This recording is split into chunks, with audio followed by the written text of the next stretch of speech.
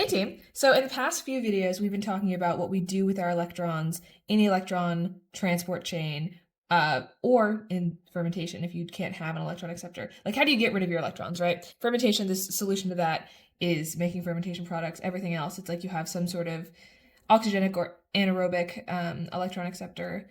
But what about where you get the electrons from? Because you don't always have access to these carbon molecules that allow us to, like, that are high in energy that we can get the electrons from, and also have like a really, really low standard reduction potential. That makes it very convenient, but we don't always have that convenience. So with chemolithotrophs, the chemo is referring to we're getting our energy from a chemical source. So this could be an organic molecule, but with a lithotroph, it's an inorganic.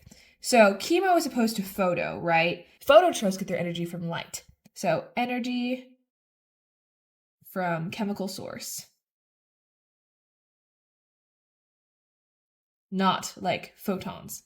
Whereas litho means they get their electrons from inorganics.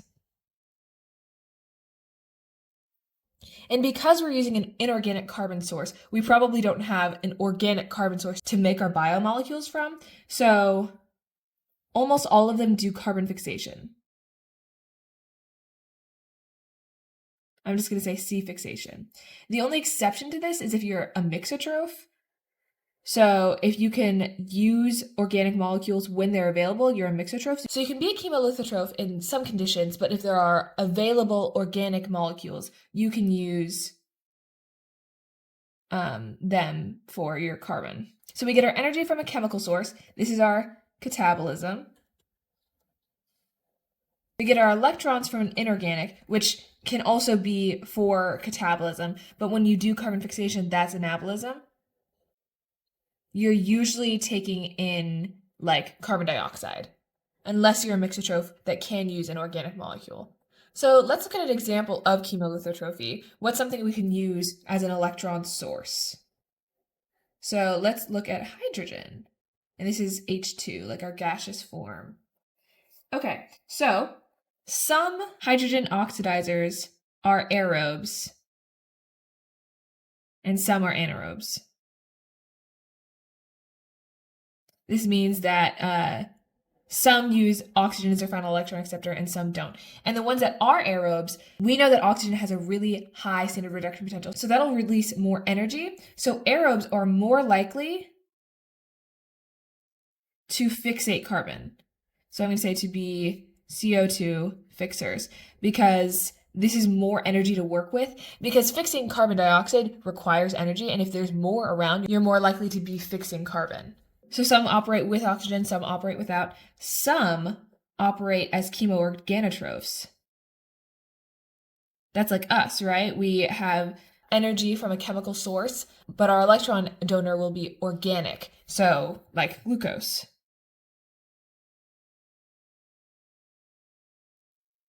They only do this when they can. So they're still a chemolithotroph, but when organics are available, they'll use them because they're just easier, right? They're already processed. Like we just learned, carbon fixation is energy intensive. So when organics are available, we're going to see no carbon fixation and no hydrogen oxidation. Because we can just oxidize the organic molecules instead. That sounds a lot better. So let's take a look at what the electron transport chain would look like in these conditions. So we're not going to have NADH dehydrogenase because we're not taking the electrons from NADH. Instead, what we're going to have is a membrane-bound hydrogenase. I don't think we can fit the name in there, but we'll say membrane-bound hydrogenase here. So you can think of this as doing a similar role as NADH dehydrogenase, but we don't have NADH to oxidize. Instead, we'll oxidize hydrogen. So we'll take hydrogen, we'll make protons, and we'll take the electrons from it. So I'll draw the electrons in red here. The electrons can travel along one of two paths. So I'm going to say this is path 1 and this is path 2.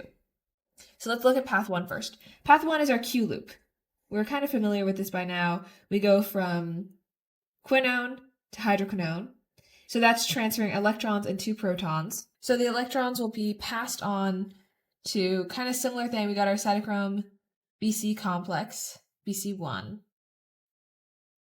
So I'm just going to say this is site BC1. So same thing as we're used to here. These protons get exported. And this is the periplasm here, this layer. Periplasm. This is the cytoplasm. Okay, so protons get pumped. There's going to be more protons that get pumped. You don't need to know the specific numbers here. And then, so this is the passing of electrons, right? So it'll get passed through here, and it'll do the rest of its electron transport chain. So in path number 1 here, we're just going to say, like, this is the normal path we're used to. It's going to go along the ETC to generate PMF. So we're used to this pathway here. This is number 1. However, number 2, it's actually optional. Some hydrogen oxidizers have a compartment here called a cytoplasmic soluble hydrogenase, because it's in the cytoplasm. So cytoplasmic soluble hydrogenase. So it can either go this way, generate proton motive force, or this is only in some bacteria. We have our cytoplasmic soluble hydrogenase, and the electrons can be passed down here, and then we can turn NAD plus into NADH. So this is our second route. So this one does not generate proton motive force. So the point of 2 is just to make NADH. So why do you need NADH? Well, you're going to be doing chemical processes in the cell for biosynthesis. So you can use NADH with like your carbon dioxide and ATP. So maybe say you have CO2, ATP, you're doing biosynthesis, right? We're doing carbon fixation. You need the ATP to make whatever organic products your cell needs. So you need to make ATP. So this way, it skips all the generation of proton motive force. So no PMF like there is in option 1, but option 2 makes NADH for cellular reactions like biosynthesis. Okay. I feel like that makes sense. Also, I feel like I did kind of a bad job of spacing these out. It looks like NAD plus 2 protons, but it's not. The protons are being moved here.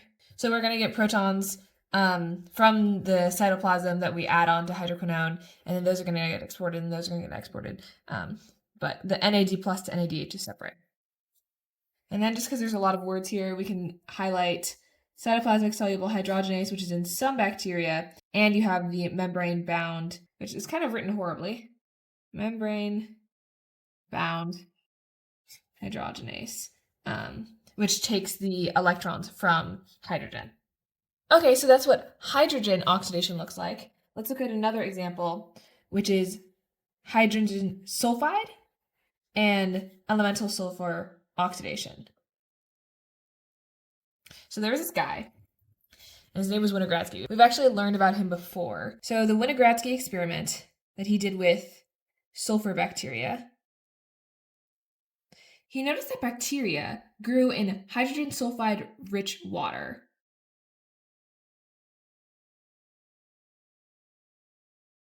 Without organic components. How did they do that? So even without organic compounds like glucose, they were still able to grow.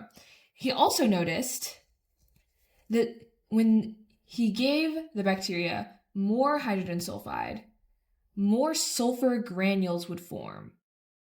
So there would be these little granules in the bacteria, which he found out were actually composed of sulfur.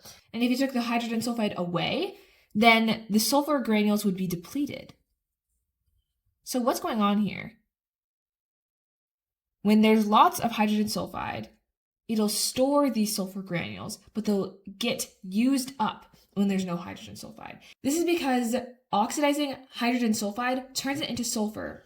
And you can actually oxidize sulfur, so you can do it again, and that's why it stores it, but it's not as energetically favorable as just using hydrogen sulfide. When it can, it'll use hydrogen sulfide, but it'll stock up these sulfur storages just in case it runs out of hydrogen sulfide, so we can still use this as a backup. So without hydrogen sulfide, they oxidized sulfur, which yielded less energy, but it was a good backup.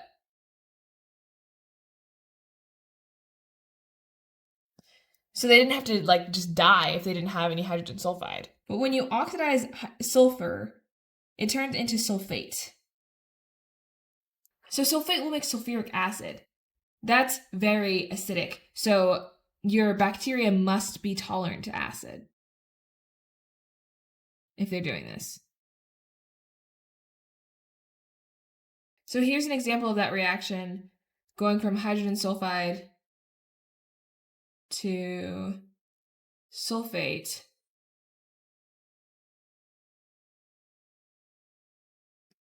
And this is using iron as our electron acceptor, as you can see. You make 10 protons, very acidic. So they have to be tolerant to these highly acidic environments.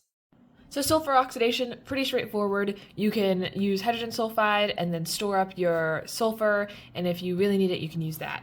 However, the next one is so complicated, we're not going to use this much of the page. We're going to go on to the next page because there's a lot to say about iron oxidation. So we've already talked about iron, but we talked about iron reduction, not oxidation. So before we were going F3 plus to F2 plus, now we're going F2 plus to F3 plus. And something we know about F3 plus is that it's a solid metal, meaning that when we do iron oxidation, we're going to create a solid metal, and that can lead to some problems that we'll talk about in a sec. So we will see iron oxidation in two environments. So one environment is pH 3 or below, and that's acid mine drainage systems. So I guess that's where we identified them to begin with. That's where they live. These iron oxidizing bacteria live in acid mine drainage systems. And at this pH, only O2, so only oxygen, can be used as the final electron acceptor. So I'm going to say can be final electron acceptor. You can write down the full thing if you want, but I'm not going to. And remember, if we're at pH 3 or lower, then the thing we're going to be using for our calculations is not going to be E naught prime, it's going to be E naught. So where we normally write E naught prime, I'm going to cross that out. So this value won't be the same as what we're used to on that redox table. So at this pH, the delta E naught of the reaction of oxidizing iron and reducing oxygen, the delta E naught is pretty small, so it's a small energetic yield. And we'll talk about kind of the drawbacks in relation to that solid iron buildup with the small energetic yield. Also, it's only 1 electron per reaction, meaning as we're going to be doing a lot of oxidation, we're going to build up a lot of iron.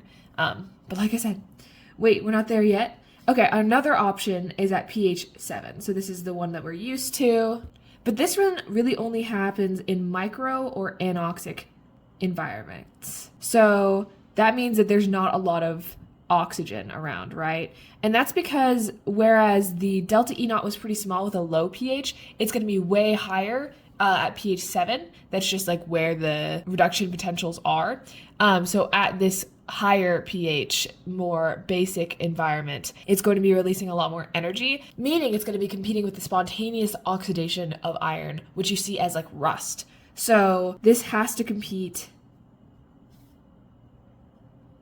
with this spontaneous oxidation. And so that's why it'll only happen when there's not a lot of oxygen around, because otherwise it's just going to happen naturally. So I'm just going to say this is rusting. Like we see this happen just in the air. There doesn't need to be any biological catalyst for that. So it's most prevalent at low concentrations of oxygen, at our microoxic or anoxic environment. So I'm going to say low concentration of O2.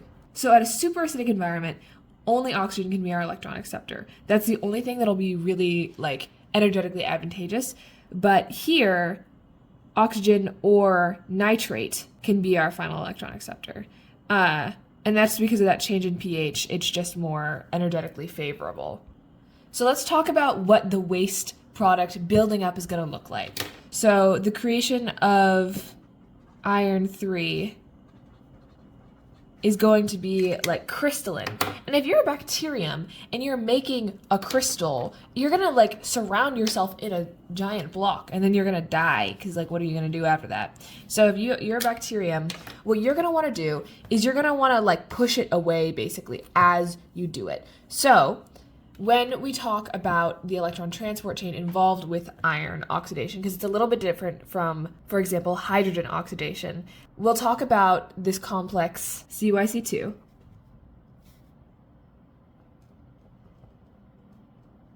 So it's positioned on one side. It's positioned on the side we're doing iron oxidation.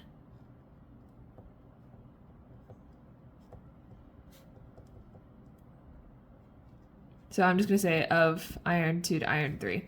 And we're just going to do it on one side of the bacterium so we can grow out these carbohydrate stalks and push it away. So this is not going to be the scale. They're actually going to be like way longer than I'm drawing. But imagine you're a bacterium and you like, as you're oxidizing iron, so CYC2 is going to be like all along this edge. So you can be doing iron 2 plus, iron 3 plus. You get your electrons, you do your electron transport chain. And as this happens, your iron 3 plus is going to be stuck to this carbohydrate stalk. And they're going to be, like I said, longer than I drew here. So as your carbohydrate stalk is growing and these crystals are forming on it, it's actually going to be like, kind of like this, where like the crystals are being grown as the stalk is being pushed out. So they're actually like very long at the ends and very big. But it's okay because as the bacterium grows, these are growing away. So it won't encase the bacterium in the iron precipitate. So the solid iron waste, push it away by growing stalk.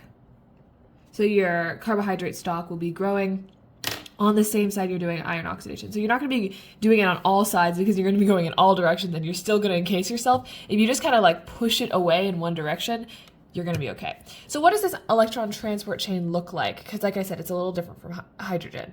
Well, if we remember with hydrogen, we had our membrane-bound hydrogenase, and then we could also use a cytoplasmic soluble hydrogenase to make NADH. You aren't making PMF this way. Or you can go through the electron transport chain and actually make PMF. We're kind of going to have an opposite situation with our iron oxidation. So let's look at our double membrane in our gram-negative bacterium. I think this should be good. Okay, so we have that thing that I was talking about before, CYC2. This is cytochrome CYC2. It's a cytochrome, and it's in the outer membrane. And she's gonna oxidize iron, as we have learned. We can say this is cytochrome. This is a cytochrome, which makes sense if it's oxidizing iron because it's gonna be transferring electrons. Okay, so Fe2 plus is gonna go into Fe3 plus. And now CYC2 has the electrons. So like before, I'm going to draw the electrons traveling in this red, and it's going to get passed down to another electron carrier, rustacyanin, which is like kind of a great name for this thing that's literally creating rust in our oxidized iron. I guess it's not directly doing it, but it's playing a role in the oxidation of iron. Okay, so this is rustacyanin. And it's going to transfer electrons to the next thing. So there's two paths that the electrons can go down, kind of similar to the two paths we saw with hydrogen oxidation. You know, one is for PMF, one is for NADH reduction. But for now, we're still going to be using the same molecules. So either way, it's going to go through site C4. Site C4. And then it's going to either go through a proton pump that makes PMF, or it's going to reduce nitrogen. So our proton pump here, that's one option. This is called site AA3, actually.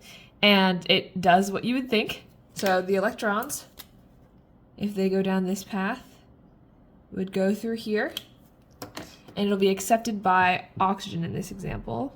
This is going to be an example of what our really low pH is going to look like. So in this diagram, pH is like 1.5, 2.5 outside here, beyond the outer membrane. So we have a really acidic environment. Where there's not a lot of protons in here, it's going to be pH like 6.5. If we're going to be in a very acidic environment, what kind of electron acceptor do we have to have? It's always going to be oxygen. So we go 1/2 O2 plus 2 protons makes H2O. Great. And that will give us the energy we need to pump proton, excellent, into our nice acidic paraplasm here, up the concentration gradient. This requires energy. Okay, what about our other path though? So this is path number 1. It makes PMF. So remember with hydrogen oxidation, when we wanted to make PMF, we had to run the electron transport chain. In this example, it's the opposite. To make PMF, we don't run the electron transport chain. We run the electron transport chain when we oxidize NAD+. So it's the opposite here. So that's our second option, to reduce NAD+. So make NADH. So the electrons are passed through site C4 into kind of like a reverse electron transport chain, like in the reverse order that we're used to. So it's going to go to a cytochrome BC here, which usually we see at the end of the electron transport chain, and it's going to do the Q loop in kind of the opposite direction. So here we're going from quinone to hydroquinone, but we're taking it to NADH dehydrogenase, which remember is usually at the beginning of our electron transport chain, and that's because we're doing it in the opposite direction. So instead of oxidizing NADH like we normally do with our NADH dehydrogenase, we're actually going to be reducing NAD+. And I didn't make it long enough. Oh well. Okay, so the electrons are being passed through. They go here. They're added to quinone. They get passed to QH2, and they're then given to NAD+. So NAD+ gets some electrons, it becomes NADH. I guess it could be NADPH also. So NADP+. And then you have to use protons for that, because remember the delta E naught is really small, so there's actually less energy stored in our electrons than NAD+ needs to be reduced. So this requires energy.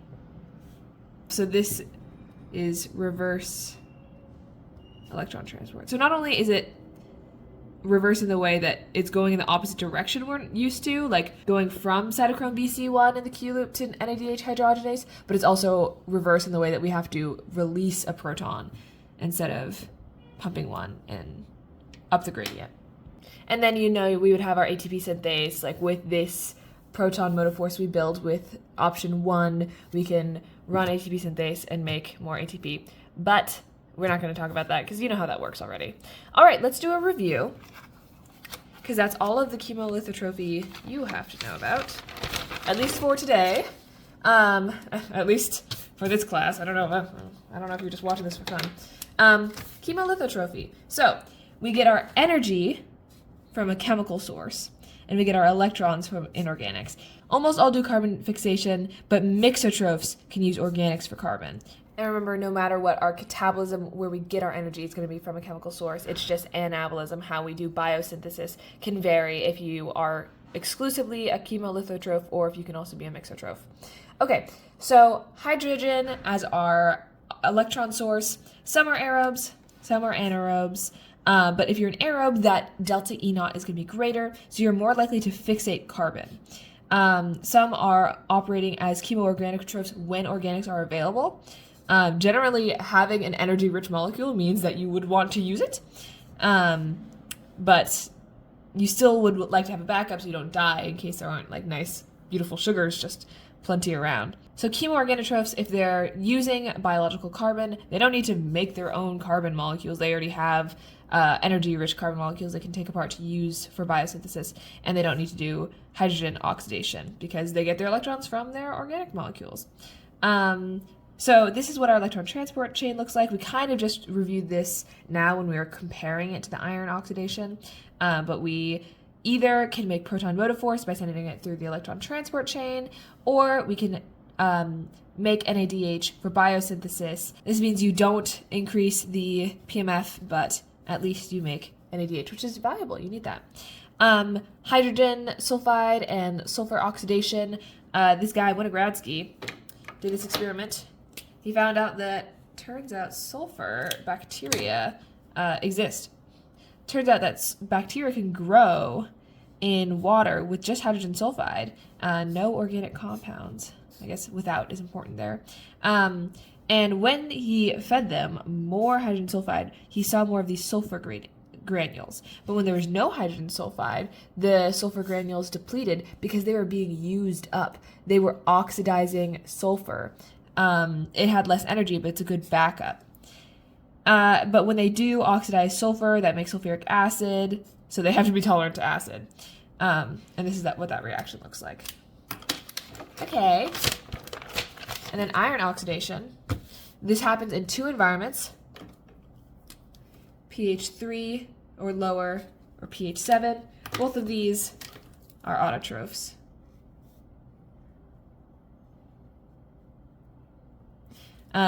When we're doing iron oxidation, we are just going to be taking carbon and fixing it ourselves. With a pH less than 3, we're not going to have E naught prime because it's not prime. It's not at pH 7. So we're going to have a small energetic yield. Only 1 electron per reaction 2 means that we're going to build up a lot of this waste that we're going to have to deal with in a sec. But we'll see this in acid mine drainage systems, and only oxygen can be our final electron acceptor. That's important. But at pH 7, we can be in a microoxic or anoxic environment because we have to compete with spontaneous oxidation of iron. So we want to have low oxygen conditions, but oxygen or nitrate can be our final electron acceptor. What do we do with all that waste? We push it away with a growing stalk. This is our carbohydrate stalk, and we have oxidation happening at one side of the bacterium where CYC2 is. As you can see here, she's important, cytochrome. She's on one side, and on that side, we're going to be pushing out this growing carbohydrate stalk, which is longer than pictured, but I didn't want to draw it all. And so that pushes it away, so we don't get locked up in our box of solid crystals. And then we have this electron transport chain, where kind of the opposite of hydrogen oxidation, we'll be having one option that makes PMF, which is just kind of one thing, one piece, but if we wanted to do the whole electron transport chain, we actually run it in reverse, and that makes NADH. Reverse. Both in terms of energy and the way that we release a proton, and in the way that it's actually the order of things is opposite of what we're used to. Okay, well, I hope that you learned something cool today. And I will see you in the next video when we talk about phototrophy, which is great because I'm a plant major and I love photosynthesis. Okay, bye guys.